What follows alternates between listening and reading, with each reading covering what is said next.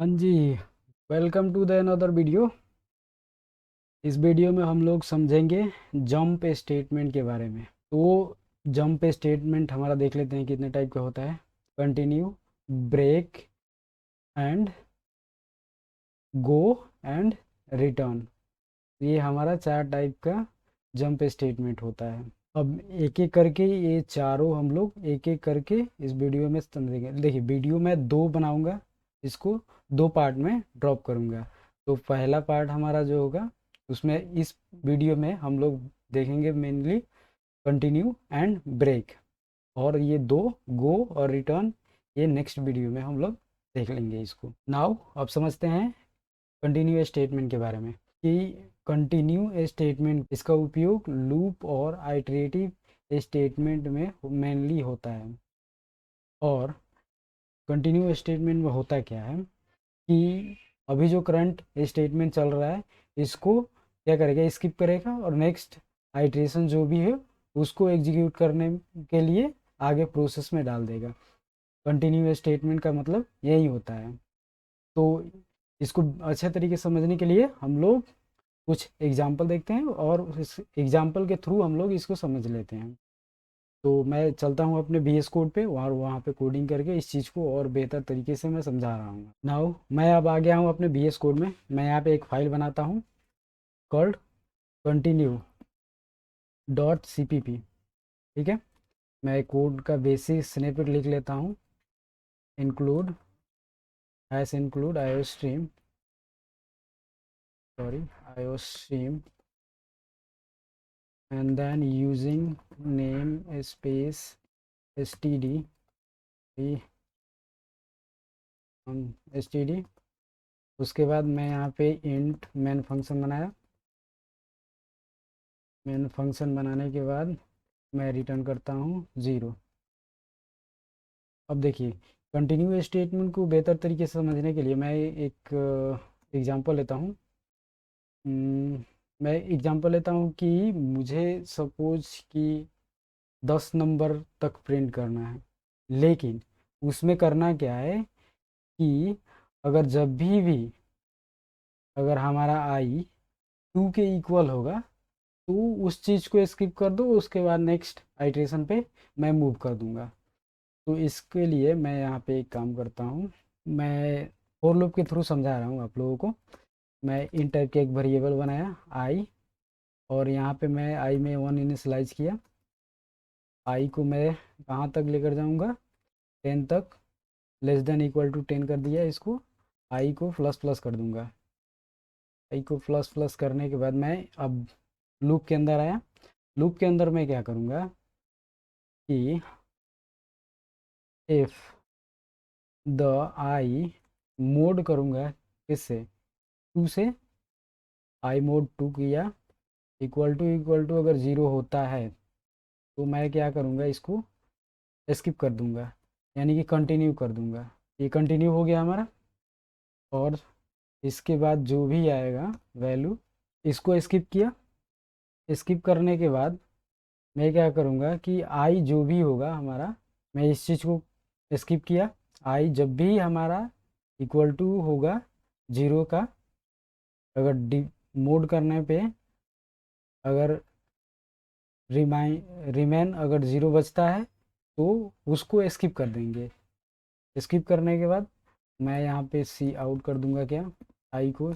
और मैं यहाँ इसको सेव किया। सेव करने के बाद मैं इस प्रोग्राम को रन किया।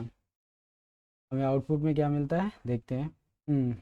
देखिए, हमें यहाँ पे जो भी नंबर डिवीजन करने पे अगर वो रिमेन अगर 0 बचता है तो वो नंबर मैं स्किप कर दिया हूँ। तो देखिए, यहाँ पे 2 स्किप है, 4 स्किप है, 6 स्किप है, 8 और 10। ये जो भी नंबर 2 से डिविजिबल था उसको मैं स्किप कर दिया। तो ये कंटिन्यू स्टेटमेंट आपको समझ में आएगा। अगर जो इस चीज़ को, जिस आइट्रेशन को मुझे स्किप करना है वहाँ पे कंटिन्यू स्टेटमेंट का उपयोग मैं कर सकता हूँ। ये चीज़ समझ में आ गई। नाउ मैं इसी चीज़ को अब वाइल लूप में एक बार समझा देता हूँ आप लोगों को। फॉर लूप में तो आप ये चीज़ समझ लिए कि फॉर लूप में इसको कैसे इम्प्लीमेंट करना है। नेक्स्ट में वाइल लूप में आप लोगों को एक बार इम्प्लीमेंट करके इसी चीज़ को मैं दिखा दे रहा हूँ कि आप लोगों को भी थोड़ा चीज़ें समझ में आ जाए। मैं इन टाइप का एक वेरिएबल बनाया, ठीक है, जिसका नाम मैं आई रखा, इसको 0 से इनिशियलाइज किया एंड मैं वाइल लिखा, वाइल। उसके बाद मैं क्या किया कि यहाँ पे करूँगा I less then, less than 10 करने के बाद मैं पहले मैं आई के 1 से इंक्रीमेंट कर दूंगा। इंक्रीमेंट होने के बाद मैं क्या करूँगा, the if the i mod two equal to 0 होता है तो मैं यहाँ पे क्या करूँगा, कंटिन्यू कर दूँगा, ठीक है। कंटिन्यू करने के बाद ओ सॉरी सॉरी सॉरी, मैं यहाँ पे कुछ ब्रैकेट गलती कर दिया, ये अब हमारा क्या आया, एक ब्रैकेट को गलती कर दिया था, ठीक है। ये चीज़ हो गया। मैं क्या करूँगा उसके बाद मैं सी आउट कर दूँगा अपना आई को, और मैं यहाँ पे एक स्पेस दे दे रहा हूँ। मैं सेव किया इसको और इसको रन करता हूँ। हमारा आउटपुट क्या मिलना चाहिए, यानी कि सस, देखिए हमारा सेम आउटपुट मिल गया। मैं जो फोर लूप में था मैं उसी को व्हाइल लूप में एक बार इम्प्लीमेंट करके दिखा दिया, कि ऐसा ना हो कि आप लोगों को दिक्कत होने लगे कि फोर लूप में तो समझा दिया मैं, व्हाइल लूप में आप लोगों को दिक्कत होने लगे। तो दोनों में ज़्यादा कोई डिफरेंस नहीं होगा, नहीं है, लेकिन स्टिल मैं आप लोगों को एक बार समझा दिया बस, ठीक है। और मैं फिर इसी चीज़ को मैं आप लोगों को एक बार ये डू व्हाइल लूप में समझा देता हूँ। मैं यहाँ पे ये इसको कर दिया डू, और मैं यहाँ पे कंडीशन चेक कर लेता हूँ क्या, वाइल, ओहो सॉरी, वाइल के बाद मैं करूँगा I less than 10 and run again. मैं इसको सेव किया, फिर इसको रन किया, देखिए रन करने के बाद मुझे सेम आउटपुट मिल गया। तो अब for loop, while loop and do while loop आप लोगों को इसको तीनों में इम्प्लीमेंट करके दिखा दिया।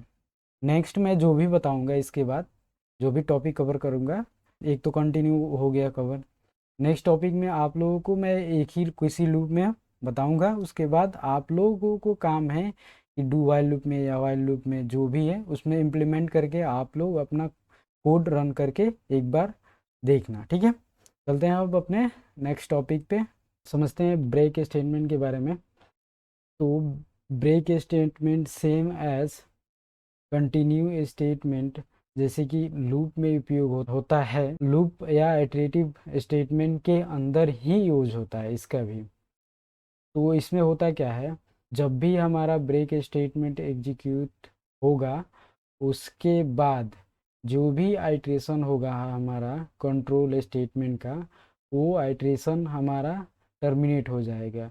यानी कि ब्रेक स्टेटमेंट अगर हमारा एग्जीक्यूट हो गया यानी कि टच हो गया, उसके बाद रिमेनिंग जितना भी आइट्रेशन होगा वो सब कुछ टर्मिनेट हो जाएगा। और चलिए नेक्स्ट अब इसको समझते हैं कोडिंग करके, एक एग्जांपल के थ्रू इसको भी समझ लेते हैं। तो मैं बढ़ता हूँ अपने VS कोड पे, देखिए मैं आ गया हूँ अपने VS कोड पे। मैं पहले इसको क्लोज करता हूँ इस फाइल को। नाउ मैं यहाँ पे एक दूसरा फाइल बनाता हूँ called break, break dot CPP मैं इसका नाम रखा। मैं सिंपल स्निपेट लिख लिया as IOStream and using name space then main function int main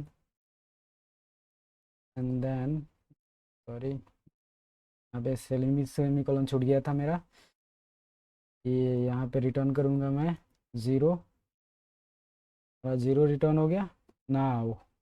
अब यहाँ पे समझते हैं कि मैं यहाँ पे सपोज कि ओहो सॉरी, यहाँ पे मैं STD छोड़ दिया था, तो लिखा नाउ मैं अब यहाँ पे मेंशन करूँगा फॉर लूप, ठीक है। इंट टाइप का एक वेरिएबल बनाया जिसका नाम मैं रखा आई, और मैं उसमें इनिशलाइज किया कितना, 1 इनिशलाइज किया, 1 से इनिशलाइज हो गया। आई लेस देन इक्वल टू, मैं 10 तक लेकर जाऊंगा इसको, एंड देन आई को 1 से इंक्रीमेंट किया।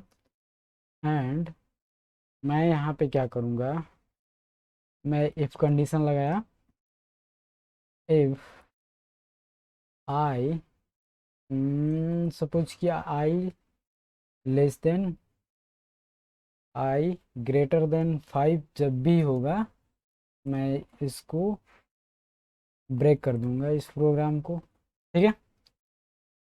ब्रेक करने के बाद नेक्स्ट मैं क्या करूँगा, सी आउट करूँगा आई को। सी आउट करने के बाद स्पेस दिया, उसके बाद सेव किया इसको। सेव करने के बाद मैं इसको रन करता हूँ। हमारा यहाँ पे 1 2 3 एंड 4 एंड 5 ये हमारा प्रिंट होकर मिल गया। बेसिकली इसको समझ लेते हैं कि हुआ क्या है। आई 1 से स्टार्ट है, जब हमारा यहाँ पे 5 से, अगर मतलब आई का वैल्यू मेरा 6 हो गया, उसके बाद मैं यहाँ पे ब्रेक ब्रेक कर जाएगा हमारा प्रोग्राम। ब्रेक करने के बाद अब आप लोगों को लग रहा होगा कि फिर से कंडीशन चेक होगा यहाँ पे, फिर आई 1 से इंक्रीमेंट होगा ब्ला ब्ला। नहीं, ऐसा कुछ भी नहीं होगा। यहाँ से डायरेक्ट अगर हमारा प्रोग्राम ब्रेक हुआ तो ये लूप से हम लोग बाहर एग्जिट हो जाएंगे, ठीक है। उसके बाद दोबारा ये प्रोग्राम रन नहीं होगा, क्योंकि हमारा प्रोग्राम को क्या ब्रेक हो गया है। अब प्रोग्राम से हम लोग एग्जिट हो चुके हैं। रिमेनिंग जो भी आइट्रेशन होगा वो कुछ भी परफॉर्म नहीं होगा। ये हमारा ब्रेक स्टेटमेंट हो गया। नेक्स्ट वीडियो में हम लोग समझेंगे दो और जो भी statement, go statement and last हमारा रिटर्न स्टेटमेंट।